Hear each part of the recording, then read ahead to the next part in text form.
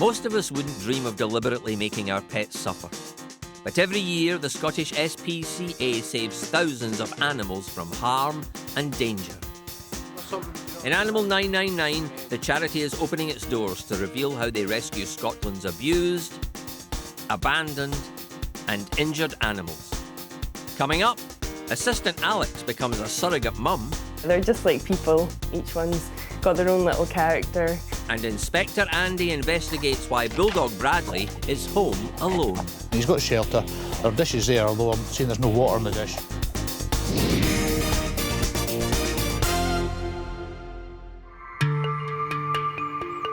These three roe deer fawns haven't had the best start in life. They're orphans found near busy roads. Slow down, slow down.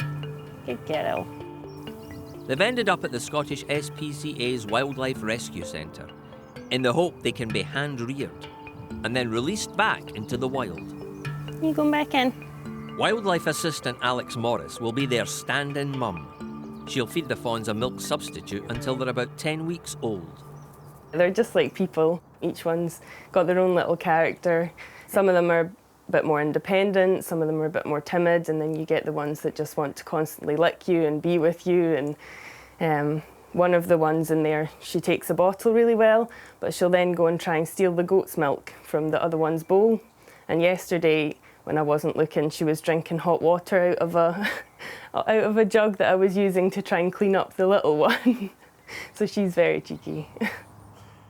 And number 3. The fawns, who have been named Fiddock, Scotch and Goyne, will be cared for in this small paddock, and Alex will be the only human they have any contact with.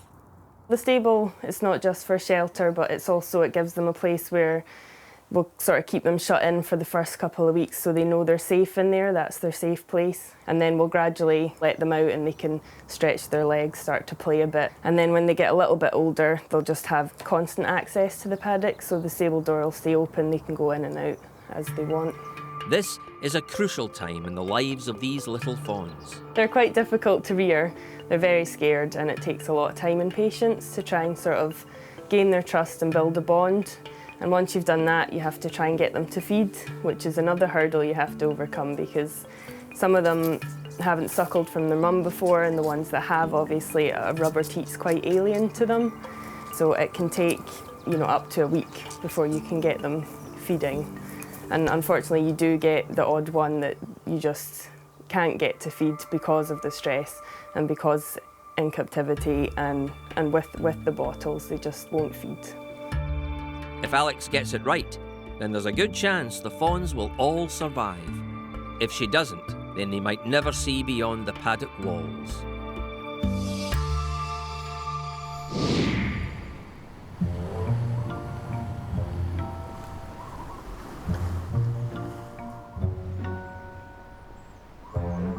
A village in the Scottish Highlands.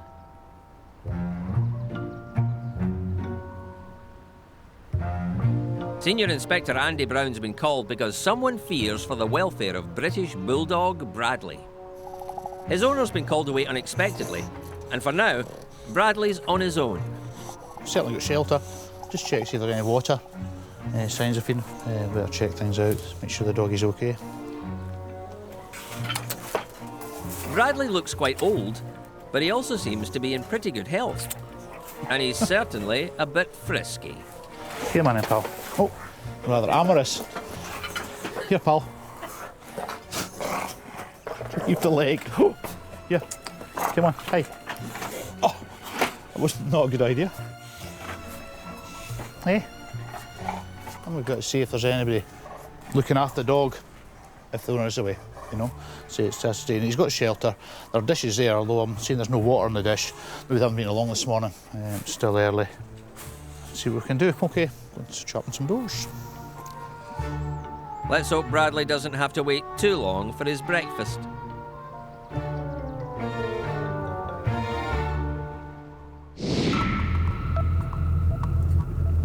Animal Rescue Officer Jan Torriman is on a mission. Well, we've just had a job in for a rabbit that's stuck in a fence in the Christen area of Glasgow. Need to get there as quick as we can. The lady reports that it's jammed in the fence and it's getting highly stressed, so want to get there as quick as we can so it doesn't cause itself any more damage, especially just with it being in a populated area. It'll be very stressed with all the human people around and contact and stuff, so hopefully we can get it before it does any damage. The rabbit could also end up as a tasty morsel for a passing fox or a bird of prey. Jan's racing against the clock to get to the bunny. Our roe deer fawns have been at Fishcross for about 8 weeks, and they've been joined by a few more. He's all enjoying the sunshine. Hello. Wildlife assistant Alex has been the only human they've seen since they arrived. These guys were sort of at the intermediate stage now. They're sort of 6 to 8 weeks, so they're still getting a bottle twice a day, milk, but they're also eating a lot more solids. So I'm putting a lot more browse in, and they're starting to eat the coarse mix as well. They tend to be most active sort of dawn and dusk, and that's when you'll see them more like grazing, browsing, and generally during the day they'll just be lying up either in the sun or if it's a bad day in the stable. In a couple of weeks' time, Alex will almost completely cease contact with the fawns as they take their next steps towards being released back into the wild. It's difficult, you know, I see them every day for the whole summer, and obviously it's a very strong bond between us, but at the same time it's what they need, and I can see up to a point, you know, I've done my job and what they needed from me, and from that stage they can be independent. So it's, I don't know, it's a feeling of pride, I think, more than anything. The fawns will be moved to a bigger paddock, and they won't be getting fed milk at all. Alex will only go down once a day to check none of them has picked up an injury or is struggling to cope. Other than that, these wee guys will soon be on their own.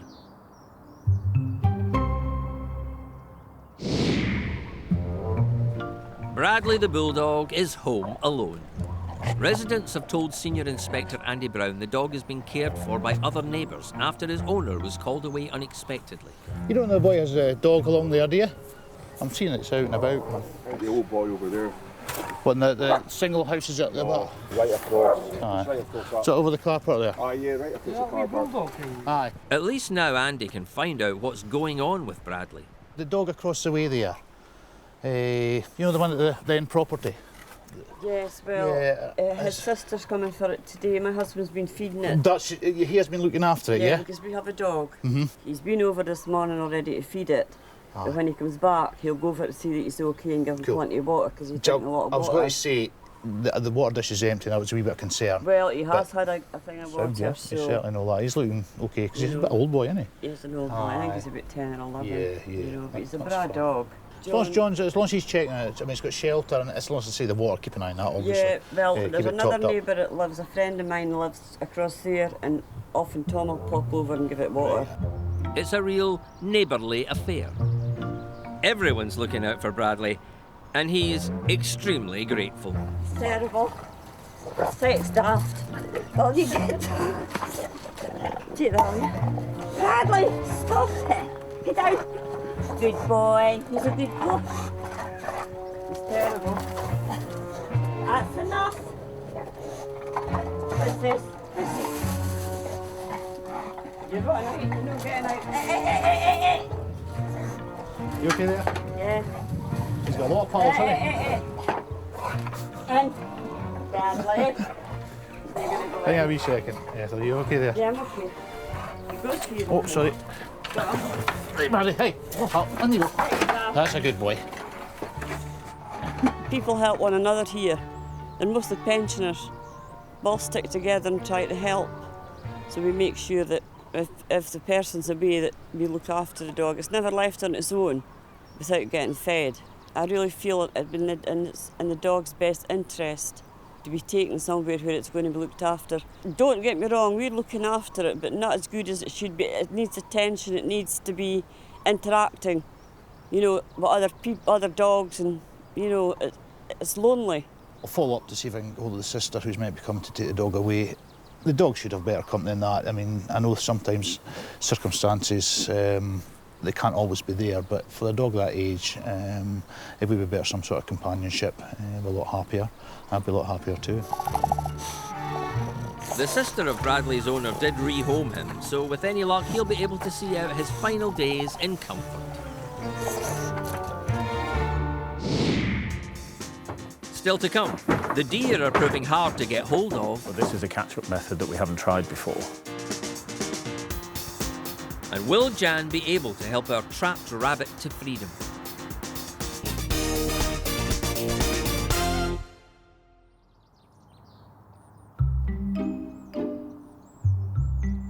The fawns that came into Fishcross a couple of months ago are now one step closer to being released back into the wild.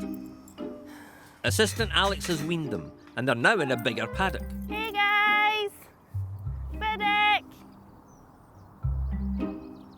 Go on! You want some breakfast? The deer went down to this paddock probably less than a week ago. That's them fully weaned now.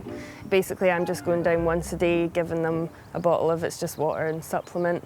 And the purpose of that is just to be able to call them out so I can check that they're coping in the new paddock and adjusting to their new environment. So far, everything had been going to plan.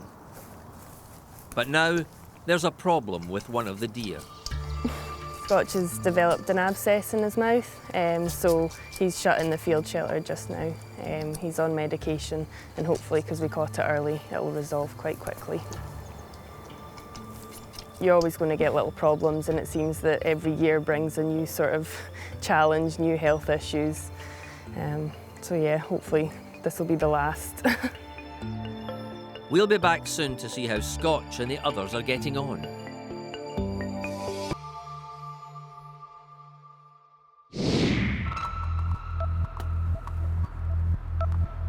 Jan Tormans arrived in the village of Christen in central Scotland.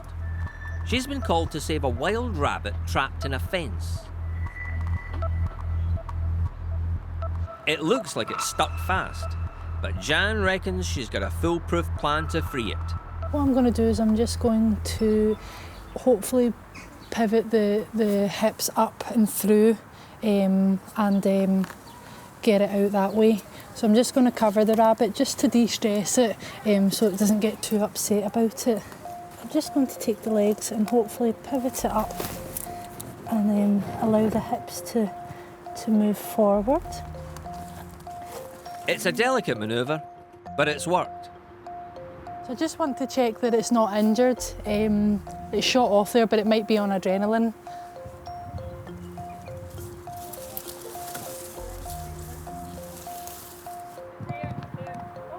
I don't think it's injured. I think he's fine. He was just obviously stuck on the fence, so I'm happy with him to run off.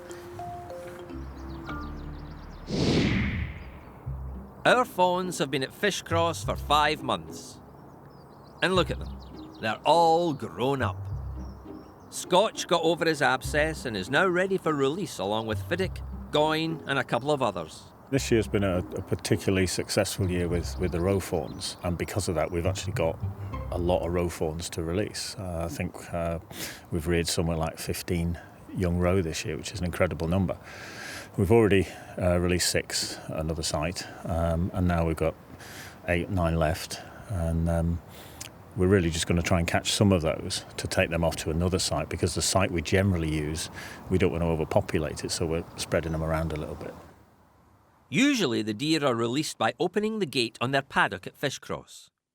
But because there have been so many this year, these guys are going to have to be turned loose somewhere else. This is a catch-up method that we haven't tried before. So the idea is we get them into a shed they're used to, where they're used to being fed. We try and get them shut in, and then we catch up a few of them by hand, get them into crates, put them in the back of the van, take them off to a release site, let them go. That's how we hope it'll go. But there are risks involved of, deer possibly injuring themselves, possibly not doing what we want them to do. They might not even go in the shed. We might not even catch them. We'll give it a go and do the best we can. Deer get stressed very easily, so Colin and his team will have to be extra careful. As expected, the animals panic. But This shows that the rehab they've gone through at Fishcross has worked. They're properly wild and fearful of humans. One by one, 5 deer are caught.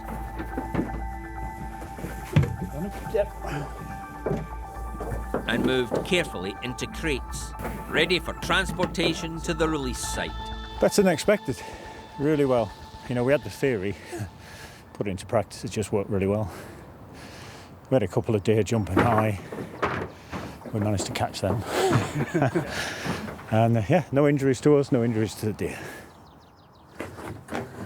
It'll take about an hour to drive from Fishcross to where the deer will be set free. So it won't be long before these hand-reared deer experience life on the wild side for the first time.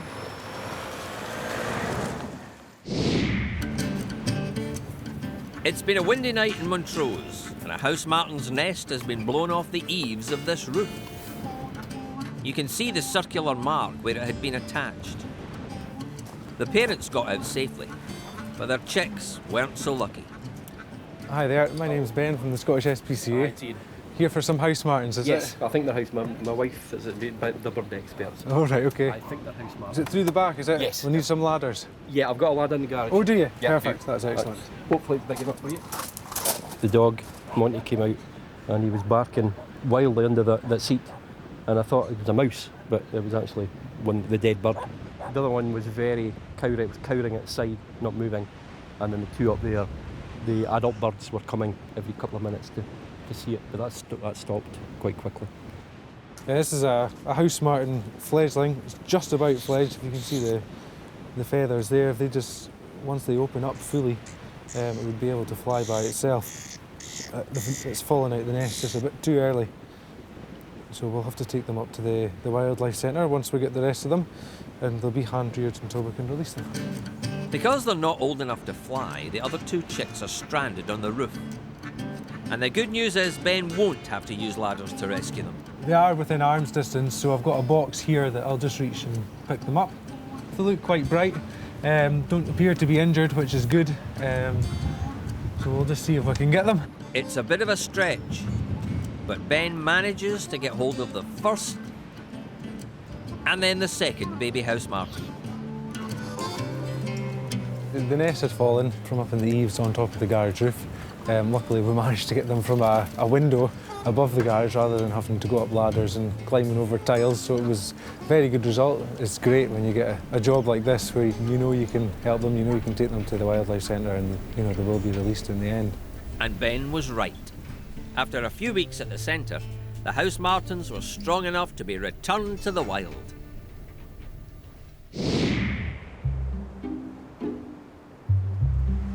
A wind-swept moor in the west of Scotland. A new home for the deer that were hand-reared at Fishcross. This is a location that's ideal for roe deer. There's already a few in this area. It's a huge, it's almost a nature reserve, this particular place. It's well protected, so we don't have to worry about poachers or anything like that. And it's a great place for the deer to just gently get released, sort themselves out. It's got all sorts of mixed vegetation. It's got deciduous woodland not far away, which it can go to if it wants to. There's ample water supply. There's already wild roe deer here, which tells us it must be ideal. Fiddick is the first deer to be released. After a bit of hesitation, he soon gets the hang of it. Scotch is next to emerge from his crate. He doesn't seem sure about his new surroundings. Unlike Goyne, who can't wait to dive right in.